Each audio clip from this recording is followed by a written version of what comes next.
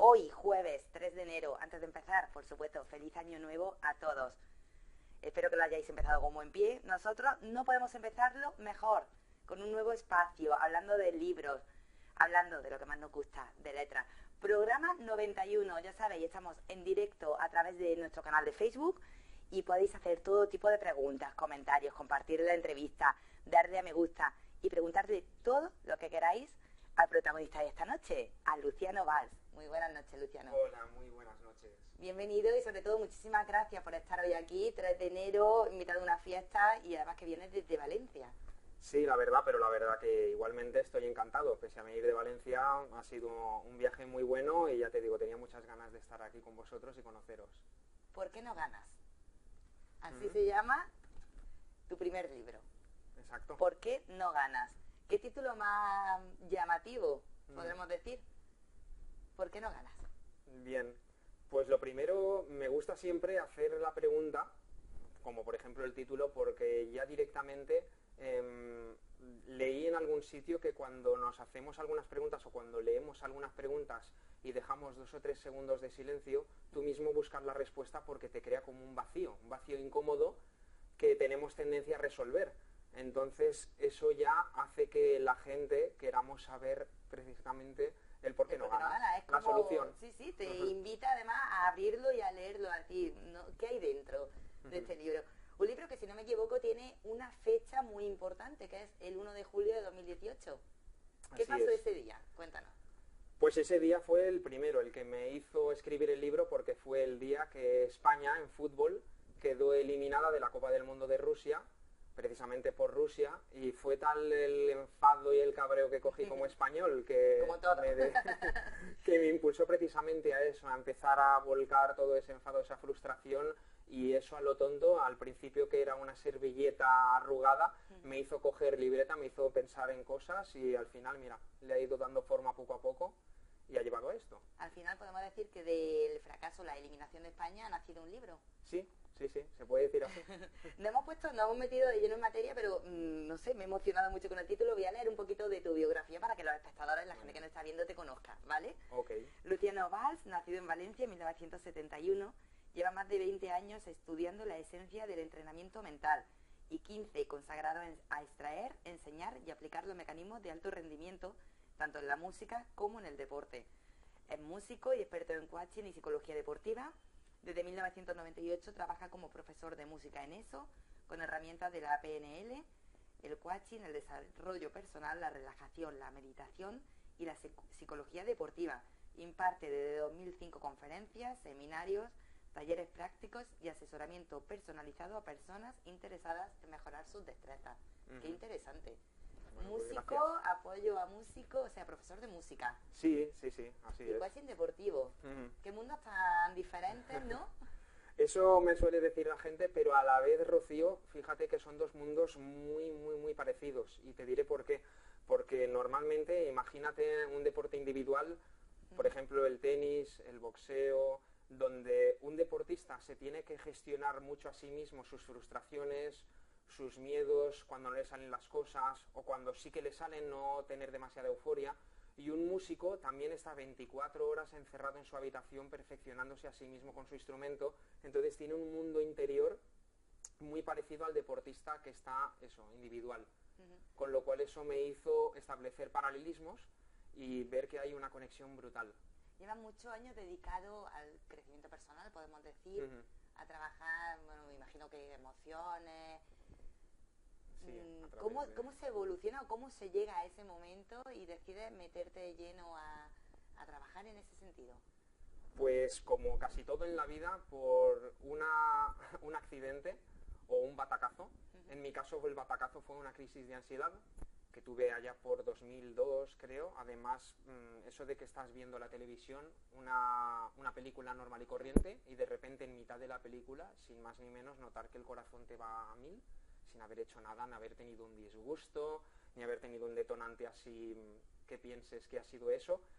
Y a partir de ahí, pues eso, bueno, acabé en urgencias del Hospital de Valencia, en el hospital clínico, y el médico que me atendió en urgencias me dijo que, bueno, pues eso tendría que venir por algo y que me aconsejaba que me tratara con alguna terapia en lugar de una pastillita y y a dormir.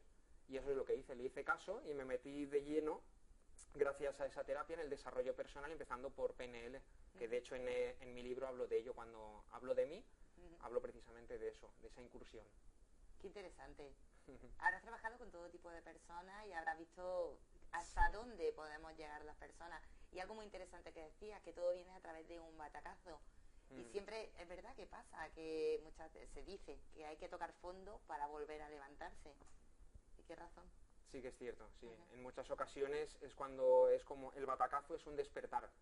Y es un darte cuenta de que, bueno, pues eso es algo que no quieres y eso es algo que realmente es como decir, bueno, es la primera y la última vez que voy a estar aquí. He tocado fondo en la piscina y a partir de ahora solo puedo ir hacia arriba. Y vas como un cohete, literalmente. ¿Por qué no ganas? Es como un símil quizás, o que todas las personas podemos llegar a ser lo que nos proponemos o lo que queremos ser. ¿Puede ser algo así? Va un poco por ahí, Rocío, pero realmente de lo que sí que trata, más en concreto, son de que yo he visto muchos libros de psicología deportiva, por ejemplo, por tratar este tema, o de coaching deportivo, que todos son recetas, entre comillas, para mejorar tus destrezas, tanto físicas como mentales en muchos casos. Y este es el libro que yo vi que faltaba un poco, que había un hueco ahí, porque en muchas ocasiones no sabemos realmente, pese a querer aplicar todo eso, sigue sin funcionar. Y no sabemos muy bien por qué. Es un poco como decir, me sé la teoría, eso es, pero ¿cómo lo pongo en práctica? Es que es muy complicado. Exactamente. Muchas veces, Rocío, seguramente todos hemos oído que, bueno, ante los problemas no te preocupes, piensa en positivo, que eso es lo mejor y todo se va a arreglar. Pero es que no siempre todo se va a arreglar ni el pensamiento positivo funciona. Entonces aquí habla de ello. ¿Por qué no funciona a veces el pensamiento positivo? ¿Cuándo no funciona? ¿Qué haremos para que sí que funcionen las cosas? ¿Y por qué las cosas por sí mismas no se van a arreglar por sí mismas? Algo hay que hacer para que se arreglen. Entonces de todo ello habla. Es decir, no habla de recetas, sino de desenmarañar esos terrenos de por cuando las cosas no funcionan, tanto en la vida del deportista como de cualquier persona, y para comprendernos un poquito más y precisamente eso, tocar fondo para salir a flote. Un libro que habla de deporte, pero no un libro para deportistas. ¿A qué público dirige este libro? Pues el libro va dirigido a toda persona que desee mejorar algún aspecto de su vida, deportistas principalmente, porque el foco es el deporte, pero realmente personas de su vida que quieran mejorar algún aspecto, pues bien de salud, bien de trabajo, bien de pareja, le puede aplicar mediante paralelismos este tipo de cosas, porque se va a dar cuenta cuando las cosas no funcionan, que tienen un denominador común en todas las personas, es universal. Hay uno de los capítulos que empieza, bueno, que se titula No controles, y hace un poco de referencia a la canción de Mecano, No controles, y sobre todo claro, muchas veces aspiramos a tener toda la situación controlada, que todo esté en orden, a que todo está bien, pero es imposible. Hay muchas cosas que se nos escapan, a las que no llegamos, y qué difícil es aceptarlo, ¿no? Que no podemos controlar todo. Efectivamente. Efectivamente, además el día a día es lo que hace que no nos paremos a pensar que lo que puede ser fácil o difícil, porque realmente, fíjate tú que realmente tanto el controlar lo que depende de mí, tanto tú como yo, como cualquiera, es muy fácil, pero con el día a día, pues eso, por ejemplo, yo puedo controlar en el momento que yo desee beber, el coger la taza, el llevármela y beber, pero yo, por ejemplo, yo no puedo controlar cuando tú puedes beber. Y ahí está el quid de la cuestión en estos casos. Entonces el problema es cuando yo quiero controlar todo lo que me pasa alrededor que no depende de mí. Entonces yo sí, lo que depende de mí, y eso cuando lo sabes es lo que te da tranquilidad, te quita la ansiedad, te quita la presión y te quita el estrés. Entonces identificarlo perfectamente, entonces es fácil, y luego ya llevarlo a cabo es lo que es el día a día. ¿Cómo puede ayudar este libro a los lectores? ¿De qué forma? Pues de dos maneras fundamentalmente. Una, leyéndolo, porque realmente cuando lo lees es una toma de conciencia, es un darte cuenta, es un despertar, lo que he dicho antes. Y una segunda, que es a consecuencia del paso 1, es una vez lo hayas leído, si pasas a la práctica y llevas un plan de acción con lo que pone ahí, para ponerlo en práctica y efectivamente ir mejorando en tu día a día. Una de las cosas también que dices es que si no lo lees, no hay resultado. Obviamente, es así, es así. O sea que todo el mundo que quiera cambiar, que quiera mejorar su vida, que quiera encontrarse, hay que leerlo, porque si no, no vemos resultados. El libro está recién salido del horno, como quien dice. Sí, sí, totalmente, totalmente. De hecho, tiene un día de vida, lo que es físico. Sí, 24 horas más o menos, efectivamente. ¿Qué sientes cuando por primera vez coges tu libro y dices, lo he hecho yo, es mío? Porque claro, durante todo el proceso sabes que va a llegar ese momento, Sí. pero no lo has tenido en la mano, no lo has visto. ¿Qué siente un escritor cuando ya tiene su criatura, digamos? Efectivamente, lo has dicho muy bien, es como la criatura, es decir, esto es decir, entre comillas, lo he criado yo, lo he parido yo. Es una sensación muy extraña al principio, sobre todo como escritor novel que soy, como es mi primer libro, pues nunca había tenido una sensación así, es decir, te haces muchas preguntas como ¿de verdad esto es mío? Como ¿de verdad ya todos esos pensamientos o esa escritura en Word ya está aquí plasmada y es de verdad? ¿Esto ya le iba a llegar a la gente en serio? Entonces, y luego, al mismo tiempo que te vienen esas dudas de satisfacción, al mismo tiempo decir, wow, todo esto lo he hecho yo y se ve reflejado el trabajo Claro. de lo que yo llevo pensando mucho tiempo en mi vida y encima lo he hecho a conciencia, es decir, estoy convencidísimo de que va a ayudar mucho porque hay mucha laguna, por lo que te he dicho antes, que los libros van hacia las recetas de qué debemos hacer, tanto físicas como mentales, pero no a las lagunas de cuando no funciona, que sí que debemos hacer. Claro. Y lo decía ahora mismo, te vienen muchos pensamientos. 70.000 pensamientos tiene una persona a lo largo del día. Eso dice Sí, una eso dice el escuela, una libro. corriente, sí, sí, sí. Y me sorprende que pones que de todos esos pensamientos, lo triste es que la mayoría son negativos. Sí. Es muy triste pensar eso, ¿eh? Pero realmente, aparte de que sí que es triste, realmente es algo que no nos damos cuenta y es natural. Es decir, tú si coges un boli y lo dejas caer, fíjate hacia dónde va. Entonces, pues así funciona la naturaleza humana. Entonces nuestros pensamientos son muy proclives a irse hacia abajo sin darnos cuenta. Entonces, hay unas fuerzas ahí, como la fuerza de la gravedad, evidentemente, que tiran hacia abajo y realmente en todo tira hacia abajo. Realmente una persona, o sea, quiero decir, los estudios científicos dicen que una persona cuando se levanta por la mañana, si ha descansado bien, lo notamos todos, que estamos happy, estamos felices, estamos contentos, tenemos ganas, 1000 ideas en la cabeza, pero conforme avanza el día, entonces la cosa va mermando y va minando. Y entonces esto es lo que pasa realmente, que a partir, aquí se cruza con un estudio de nutricionistas que dice que el metabolismo de las personas adultas empieza a cambiar a partir de las 3, las 4 de la tarde. Las digestiones empiezan a ser más lentas, más pesadas, y con ello, además, los pensamientos tienden ya a irse cada vez más hacia abajo. Lo que por la mañana te parecía una gran idea, a partir de esa hora empieza a ser una idea normalita y por la noche te parece un desastre de idea. ¿Y eso se puede mejorar? ¿Se puede cambiar de alguna forma? ¿O no? Aunque seamos conscientes, no sé, ¿hay alguna forma de cambiar? Sí, rotundamente sí.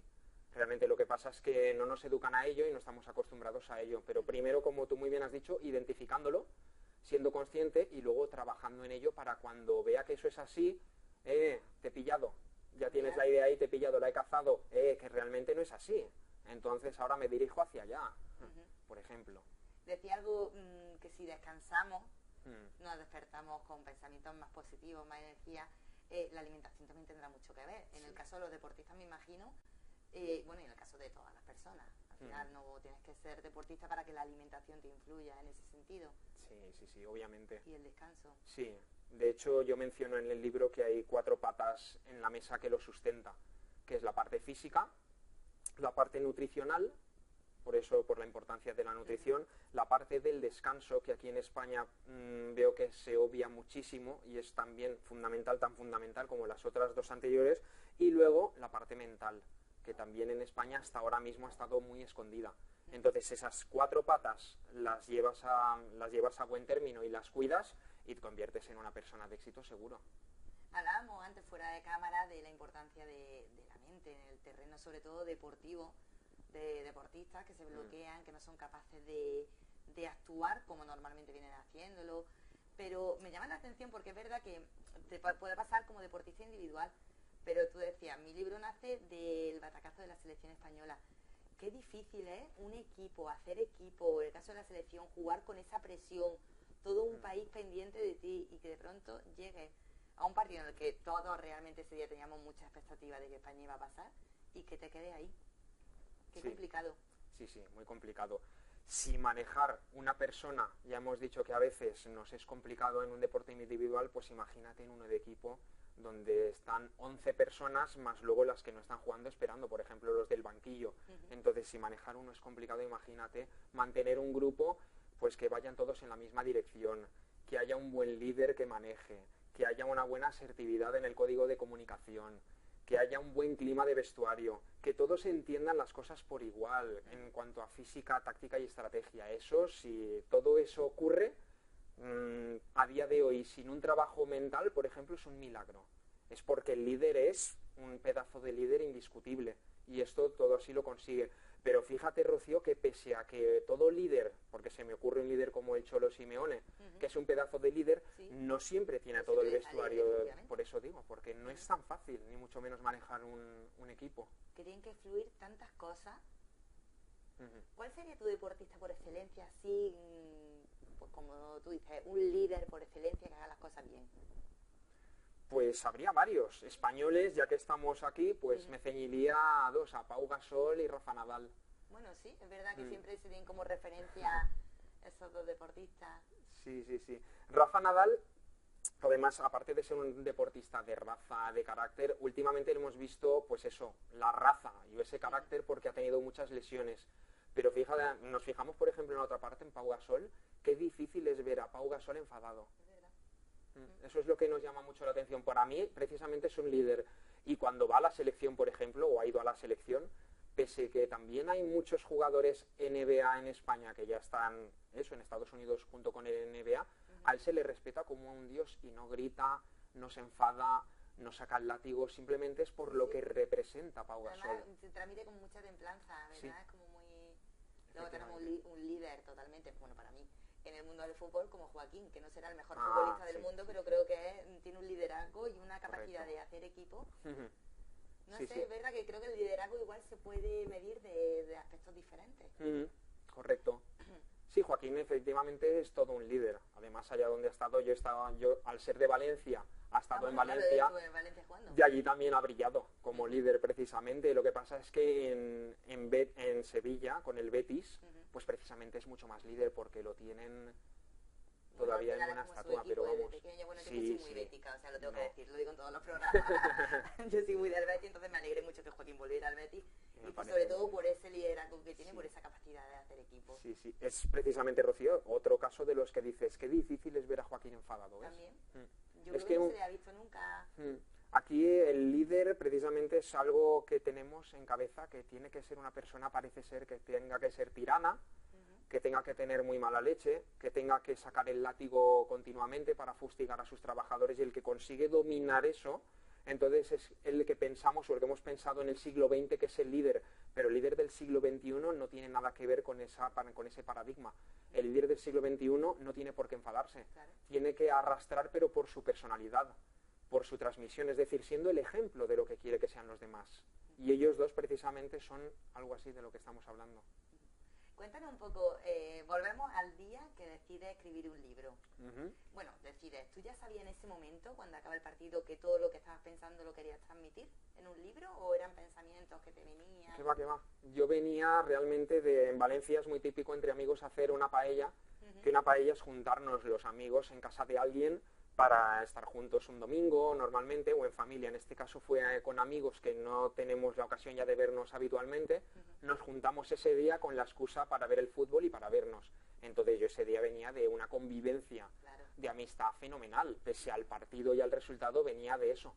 Entonces llegué a casa, ya hacía mucho calor en Valencia, como en estas tierras, el 1 de julio, aunque fueran las 7, las 8 de la tarde, y como no tenía hambre ni nada así que hacer, entonces me dediqué a decir, caramba, ¿qué partido hemos tenido más malo? Y empecé a escribir puros pensamientos, como he dicho antes, pero en la vida había pensado que eso derivaría a estar aquí, por ejemplo, a sacar un libro. Bueno, tenemos mucho de qué hablar, pero tenemos que parar un minutito para publicidad. ¿De acuerdo? Nos vamos a publicidad, un minuto, volvemos enseguida aquí en Letra Conversa, hablando de por qué no ganas con Luciano Valls. Pues ya estamos de vuelta, un minutito, ha sido muy rápido. Aquí seguimos hablando de Por qué no ganas, el primer libro de Luciano Valls. Ya sabéis, un libro que habla de crecimiento personal, de cómo ser mejor, de cómo sobre todo en el ámbito deportivo, decíamos, pero un libro también que está dirigido no solo a deportistas, sino a todas las personas. Estábamos hablando, antes de irnos a publicidad, del día que surge la idea, no de escribir, sino el día que empiezas a tomar anotaciones y que al final eso se termina convirtiendo en un libro. Todo a raíz de la derrota de la selección española el 1 de julio contra Rusia. Exacto, así fue. Y ahí, ya te digo, nos juntamos un grupo de amigos, como los mejores amigos que somos, para hacer una paella y pasar un domingo excelente, con un buen clima, piscina, en casa con terraza, es decir, todos los ingredientes fantásticos para que el partido además fuera un éxito, pero ahí se torció el día. Qué sensación más mala tuvimos todo ese día, lo decíamos antes, era como el partido que todos pensábamos que iba a pasar y al final te quedas como con cara de tonto diciendo, ¿y ahora? Es cierto, es cierto. Y además un amigo que lo mencionó en el libro, que ese día estaba con el virus, él estaba más negativo en pensamientos. Entonces dijo, pero es que estáis todos muy optimistas y si palmamos... Y yo fui el primero que saltó, dije, pero niño, ¿cómo vamos a palmar? Claro. Si es Rusia, vamos a ver, no tengo nada en contra, pero Rusia en aquel momento era, me parece que el 68 en el ranking FIFA, y España estaba en los primeros, entonces no era menospreciar, era simplemente por estadística y ver eso. Sí, y no, que era como impensable. Hay otros partidos que quizás decía, bueno, mira, corremos riesgos, tal, pero ese era como impensable. Exacto. De hecho, el comentario era como, va, lo tenemos hecho. Sí, básicamente, lo veíamos todos así, como aficionados lo veíamos así. Y fíjate, a raíz de un batacazo, nace un libro. Sí, así es. Y también fue una buena cura de humildad para eso. Efectivamente. ¿Cuáles fueron los primeros, no sé, pensamientos, frases que apuntaste sobre ese tema que al final derivan en tu primer libro? Wow, me encanta de verdad que me hagas esa pregunta, porque los primeros que me iban, me acuerdo yo perfectamente que iban sobre la actitud. Es decir, la actitud, la falta de actitud que yo vi como espectador en el juego de España. Es decir, sí, calidad había, nombres también habían, nombres muy buenos, podía haber estado otro jugador mejor o no en ese momento, pero no valoro eso, sino yo lo que vi es la falta de actitud, es decir, había una desgana que me transmitían de forma colectiva, que lo que más rabia me dio fue eso, la falta de actitud. Si nos hubiera ganado Rusia y lo hubiéramos hecho con la actitud soberanamente buena, que dices, bueno, es que hemos hecho todo lo imposible, pero al final hemos perdido, aunque fuera por mala suerte, y dices, bueno, pues ya está. Sí, eso que se dice de hemos jugado como siempre, no, hemos jugado como nunca y hemos perdido como siempre. Por ejemplo, hace unos mundiales España-Corea, que eliminaron injustamente a España, la actitud fue muy buena. Precisamente, pues yo valoraría esa actitud en este partido, una actitud muy parecida. Es decir, ir al ataque, presionar, buscar tiros a puerta, pero aquí no vi nada de eso. Aquí veíamos que tocábamos, pero había mucha desidia, mucha desgana. Por lo menos es lo que me transmitían. Sí, no, había bastante gente. Sí, seguro que sí. Veremos a cualquier jugador aquí, va a decir que no, que ellos ni mucho menos iban así, pero vamos, a mí lo que me transmite es eso. Entonces... Y a raíz de ahí te pones a escribir sobre ese tema y cómo influye también la mente, el estado de ánimo y todo en nuestra vida, al fin y al cabo. Sí. Y es que precisamente por eso valoro mucho la actitud, porque fíjate que normalmente de las personas se nos valora mucho, da igual el trabajo que tengamos, Rocío, pero se nos valora mucho los conocimientos, se nos valora mucho las habilidades que tengamos también, pero es que la actitud no suma, sino multiplica. Si no, piensa en tus mejores amigos, si los valoras por sus conocimientos, si es que son buenos en matemáticas, si es que son buenos periodistas, si es que son buenos escritores, o realmente es porque es un padrazo, por lo bien que me hace sentir. Entonces la actitud en general es que multiplica. Lo otro suma, pero la actitud multiplica, entonces es fundamental. Y qué importante también, me viene así al hilo de lo que estamos hablando, el tema de ser positivo en la vida. Porque hay muchas veces que estamos con gente que es positiva, que ante una adversidad, ante un problema, dice, bueno, hay cosas peores, lo voy a superar. Gente que te transmite ese ánimo, o en cambio luego la gente como dice que te chupa la energía, gente que se está todo el día quejando y que más, y que vida. Un poco relacionado con la actitud, la importancia de ser positivo y...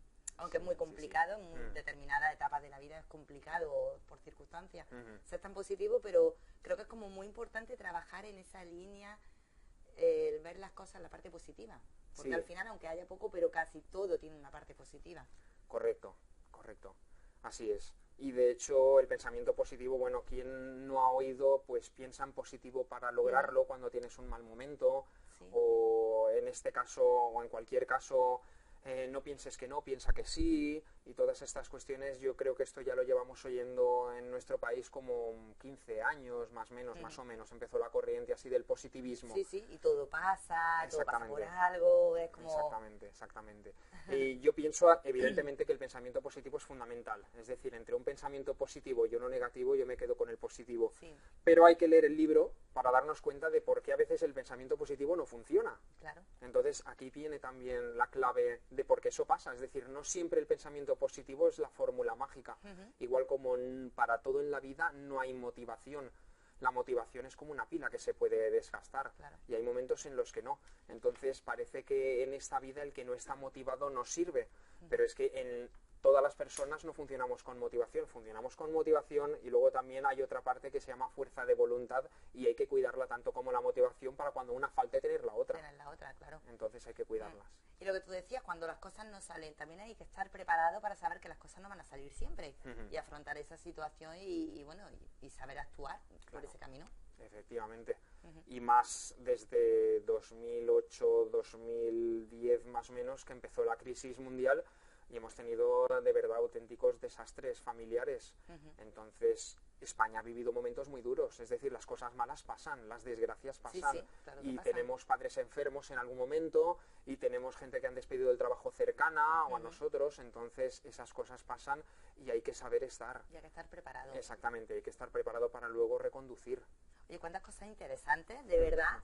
Yo, en serio, me está encantando hablar contigo, porque aparte de que el libro, como decimos, está recién salido, pero es súper interesante, ¿verdad? Y yo digo una cosa, los Reyes están ahí, a la vuelta de la esquina. Creo que es un regalo magnífico para el Día de Reyes. Día de Reyes, o luego cuando pase la Navidad, creo que es muy buen regalo. O ya no un regalo para otra persona, un regalo que debemos de hacernos a nosotros mismos. Tener un rato de tranquilidad, leerlo, ser consciente de lo que estamos leyendo, y como tú dices, una vez que se acaba, ponerlo en práctica, porque si no, no sirve de nada. Así que, ¿por qué no ganas? Ahí lo dejo. Ya pondremos próximamente los enlaces de compra para que la gente pueda adquirirlo en esta entrevista, o quien quiera conseguirlo puede escribirnos directamente a la página de Letrame, a nuestras redes sociales, a la página web que tendrá Luciano. Todo esto es que está siendo como muy rápido, porque el libro, como decimos, que está pues recién salido del horno. Yo creo que he sido la primera persona externa que tiene el libro en la mano. Sí, realmente es así, ¿eh? Bueno, no sé si alguien de tu entorno ayer ha tenido tiempo de verlo, pero... No ha dado tiempo, porque ayer justamente me ocupé de las compras de Reyes, recibí esto, me ocupé de las compras de Reyes y luego preparar la maleta para venir, con lo cual no tuve vida social ayer. Vale, bueno, pues así veis la portada, ¿Por qué no gana?, de Luciano Valls. Como digo, cuando los tengamos ya pondremos los enlaces, pero bueno, que quien lo quiera ya, que tenga mucha urgencia con el libro, nos escribe directamente y ya hacemos por enviárselo. Un libro necesario, de verdad que sí. Hay que venderlo. Pues muchas gracias, la verdad que sí, yo lo considero así, porque realmente veo que hay un hueco, como he dicho antes, un vacío, que esto empieza a cubrirlo. ¿Qué es más difícil, la vida del deportista o la vida del músico? Buena pregunta. Yo creo que ahí entraríamos en individualidades, es decir, en ya hilando fino en estudiar cada persona que le ocurre, porque no es más difícil una que otra, no lo creo. Eso sí, dependiendo de las circunstancias personales, si un músico, por ejemplo, está plagado, rodeado de un entorno negativo y le están pasando además muchas desgracias, y un tenista, por poner un ejemplo, también tiene dificultades en su deporte, pero tiene un buen entorno y no tiene tantas desgracias, pues parece que el deporte, y no, es que tiene que ver la persona, habría que estudiar más a la persona y a fondo.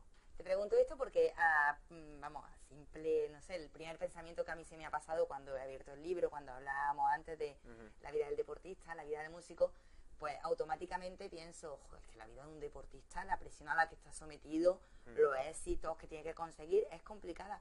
Pero no me había parado a pensar que luego está la parte del músico, que tienes que, bueno, no tienes que entrenar física, no dan un entrenamiento físico duro, pero tienes que trabajar muchísimas horas, como tú decías antes, solo mejorando.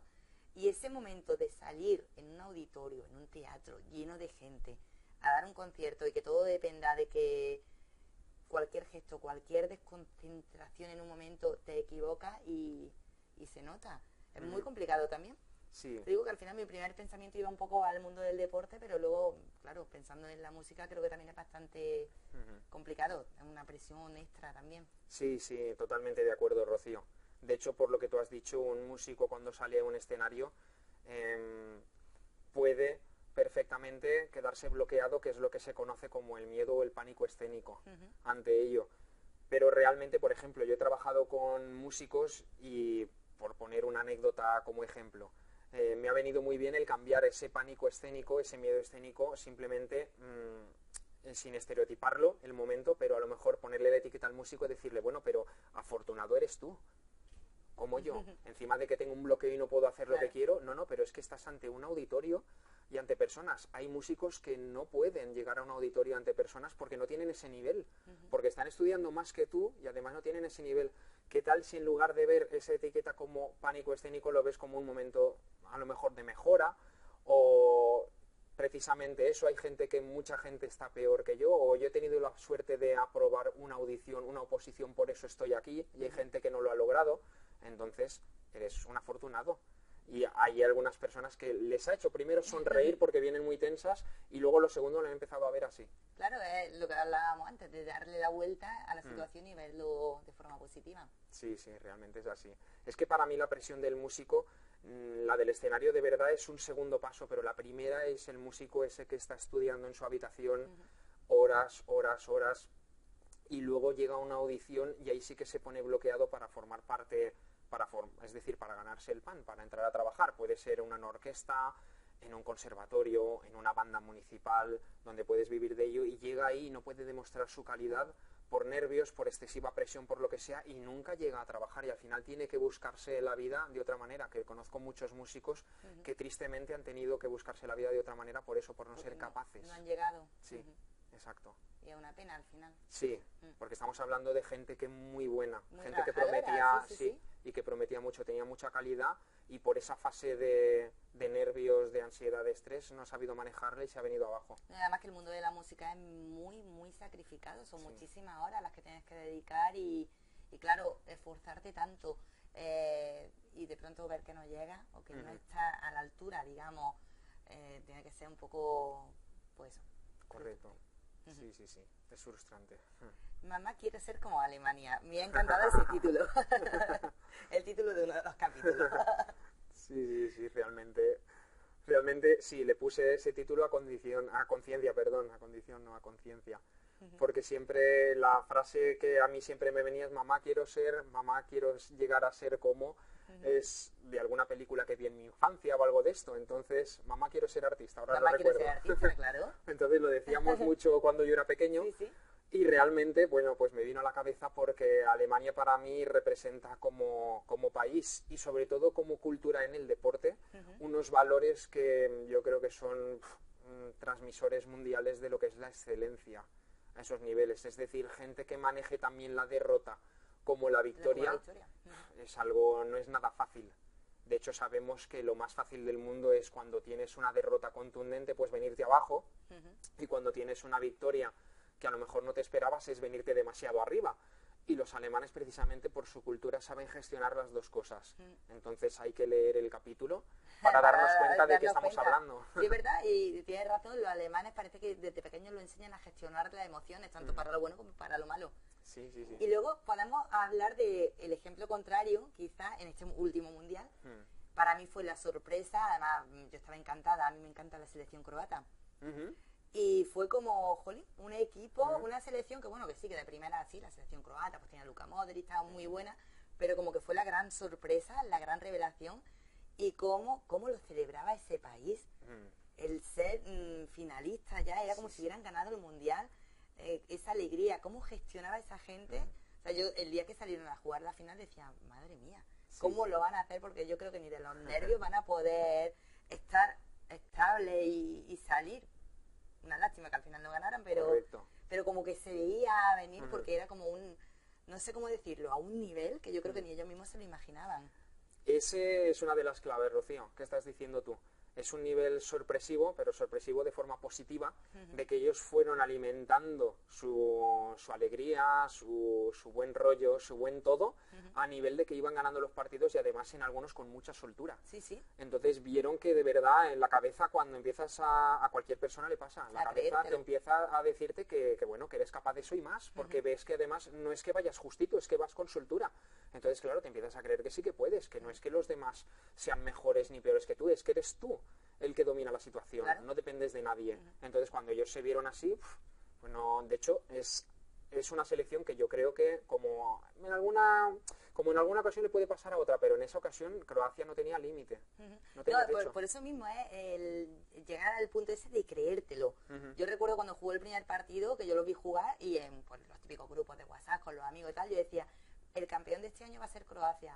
¿Qué cosas tienes? Tú decía, no, de verdad, estaba convencida, pero es que me pareció la actitud, el salir a jugar, y lo ibas viendo partido a partido y decía, sí, es que se lo están creyendo, y es que es de admirar a la gente que se lo cree de esa forma, y no es lo que hablábamos, la importancia de la actitud, de creérselo y todo. Correcto.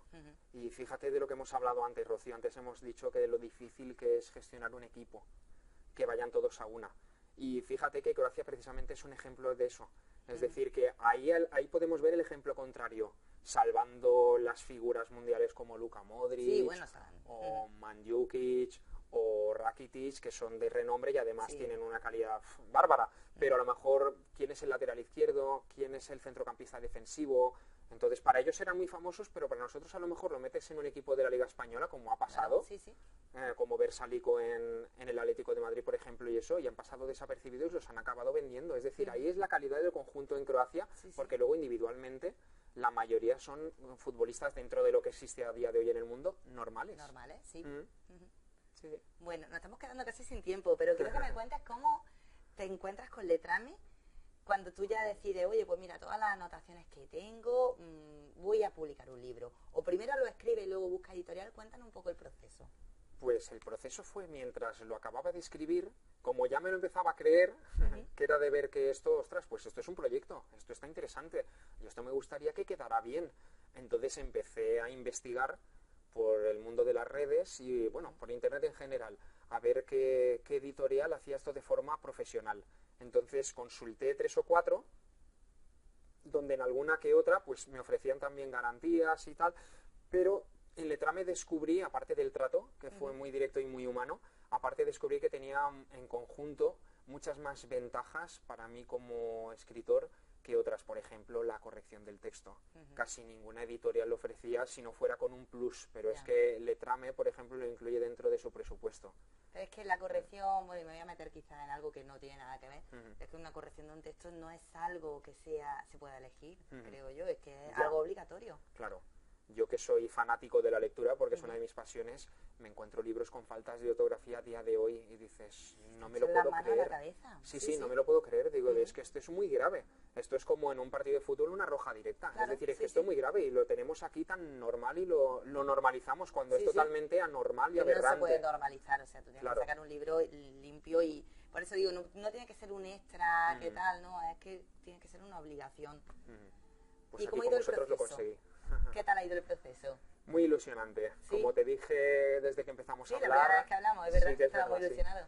Pues la verdad es que no sé realmente porque pierdo la cuenta de la de profesionales diferentes que me habéis atendido, tanto al teléfono como al email, para el diseño de portada, para la corrección, para el agente literario, para ahora la entrevista. Entonces habéis sido personas diferentes, pero todas muy puntuales y muy profesionales, además de mucha ayuda, porque yo os consultaba por separado diciendo, pero es que no sé yo qué hacer aquí, es que no sé qué tipo de letra, es que no sé qué portada, y vosotros con toda la paciencia del mundo ahí detrás y muy bien, y además cumpliendo los plazos, que a mí me gusta mucho el cumplir plazos, o sea que fantástico y encantado, como te he dicho, tanto de eso como de estar aquí. Me alegro mucho. ¿Tendremos segunda parte? Espero. ¿Te planteas volver a escribir, seguir escribiendo libros? Sí, me siento muy cómodo con ello. La verdad que, fíjate que la primera vez que me empecé a sentir cómodo con la escritura es una anécdota que tengo de niño. Y es que cuando yo tenía 14 años, porque en mi época yo hacía primero de BUP, entonces en esa... Sí, también, no, te hacía más joven. Y pues en el primero debut Bueno, me acuerdo yo que llevaba... Soy joven, Sí, todavía. Sí, pero te hacía todavía más, ¿eh? De No, yo verdad. sí de- Realmente tenía un equipo de fútbol, yo jugaba con los amigos de allí del pueblo y tal, y teníamos un equipito de estos de barrio de fútbol, y decíamos, no tenemos camisetas ni dinero para camisetas, porque éramos todos niños o empezando a estar en la adolescencia, pero no teníamos dinero para comprarnos una camiseta. Claro. Entonces se me ocurrió a mí, sin decirle nada a nadie, coger la máquina de escribir, que no era ni ordenador, la máquina de escribir.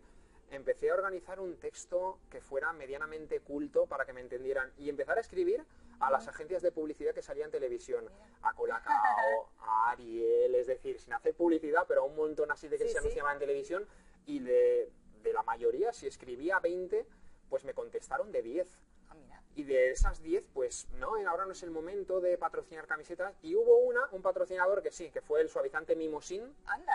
y conseguimos las camisetas gracias a mi redacción, me di cuenta. Anda, qué bien. Además me lo dijeron en su respuesta, pues Sí, sí. por la redacción que nos ha ofrecido se nota que es una persona que tal, que es culta, que es adulta, que tal, pues sí, le vamos a nombrar y le mandamos por por contrarreembolso, no, porque no era de pago, le mandamos por correo de forma gratuita, le diré que nos da un paquete de 40 camisetas y todas Qué ahí con bien. el nombre. Digo, ¿esto es? Y ahí fue cuando me dije, ostras, pues para escribir me siento cómodo, me siento a gusto. Así que, La ¿por verdad qué que no? sí, que a la gente que le gusta escribir dicen que es como una manera, es como algo curativo, digamos. Sí, realmente sí. Pues nada. Ajá. ¿Qué expectativas tenemos con el libro? Que la gente lo descubra, que guste Ujú. y que me lo diga, porque además ahí viene mi contacto para Perfecto. decirme, para que me diga su opinión abiertamente, tanto que le guste como para el que no le guste. Estoy abierto a todos. Bueno, se me olvidaba antes, es que nos estamos quedando sin tiempo, me quedan tantas preguntas que hacerte, yo no sé si alargar un poquito más, me matan. Se me olvidaba decir a todos los espectadores que tienen un canal en YouTube Ajá. que se llama Limit Away. Correcto. Vale. Ahí lleva desde ¿cuántos años? ¿5 años? ¿6 años? Pues quizá no tanto, quizá 3 años. ¿O 3 años? Sí, quizá por ahí 3 años. Subiendo vídeos, Sí, hablando sí, pues, sí. de todos los temas de los que hemos estado hablando esta noche, temas tan interesantes y que podéis encontrarlo en su canal de YouTube, dentro del Correcto. libro, o sea que de verdad yo animo meterlo en el canal, seguir a Luciano y sobre todo comprar el libro, que es muy interesante y muy importante en la vida de todos. Luciano, Correcto. me queda, como te digo, muchísimas preguntas, pero esto lo solucionamos rápido. Claro. Escribe otro libro Claro. y Esa es. vuelve y seguimos hablando. Me parece súper interesante Pues- todos los temas en los que trabaja, la forma en la que lo transmite y esa actitud, al fin y al cabo, que es lo importante y de lo que estábamos hablando que va el libro. Pues yo al hilo del título lo que contesto es ¿por qué no? Claro, pues aquí te espero. Muchísima suerte, te deseo toda la suerte del mundo con el libro, que sé que Muchas no la gracias. necesitas, porque la suerte está aquí. ¿Por qué no ganas? Muchísimas gracias, como siempre, a todos por haber estado aquí con nosotros, empezando el año de esta forma tan bonita, tan positiva y con tanta energía. Nos vemos el jueves que viene a las 9 de la noche, 8:30, 9, como siempre aquí en Letra Conversa, hablando de más libros, con más autores, con nuestros protagonistas. Y nada, pondremos los enlaces de compra, como siempre, ya lo he dicho antes. Y si queréis hacer cualquier pregunta, la entrevista se queda colgada en Facebook, podéis escribir, que Luciano os contestará, y bueno, lo que queráis. Perfectamente. Ahí estamos. Muchísimas gracias, nos vemos la próxima semana. Hasta pronto, ha sido un Chao. placer.